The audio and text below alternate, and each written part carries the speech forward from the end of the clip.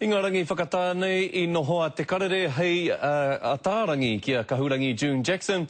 Kia ki te ake ai heha kuia ana mahi me ona whakapono I eke atua ia ki te taumata nui tai ore o te kahurangi. He kahurangi aia, engari heri te tonu ana mahi ki wā tātou. What's quite inspirational about it all, I suppose, is that just kind of, we're just ordinary people. Morena. E hara a June Jackson I te wahine noa, e rua te kau o nā tau I runga I te ue pūtuku whakamātau I ngā mauhere. Nā whai anō I tū whera ai o nā whakaaro ki ngā taumahatanga e pēpēhi nei I te iwi Māori. Sometimes we just read about ourselves in the paper and it doesn't paint a very good picture, but I have seen firsthand the sadness and the deprivation and the lack of education and poverty that all contributes to what is filling the jails up today. Nāna te uepu Māori o Manukau I whakatū. Nāna hoki te whawhai mō ngā rawa ika I kawe ki te kōti teitei rawa o rānana. Ko ia te whakatinanatanga o te kōrero, kia ma te ururua, kei ma te wheke. You know, you have to have some staying power.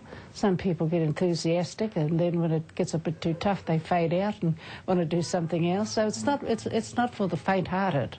To be able to make a difference, to make changes, to enjoy your people requires a degree of sacrifice. Te Mūranga Bentley Jackson to come forward and receive the insignia of a Dame Companion of the New Zealand Order of Merit. Ka tata ki te wā e puta ai te kahurangi ki Wainganui I tōna whānau me ona hoa. Kaore he a mai I runga I tōna kanohi, I roto rānei I tōna wairua. Thank you all for coming today to help me celebrate this talk.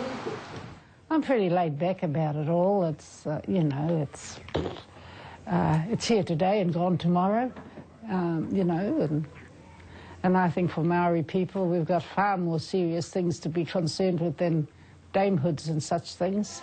He mārake te kitea, he wahine māia, he wahine tua.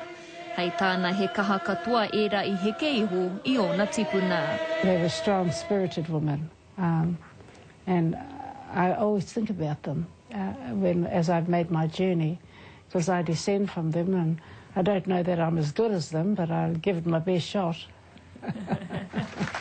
Kua whai karangatanga hou. Engari kaore e rereke te āhua o tēnei māreikura o Maniapoto o Manukau. Irina Smith, Te Karere.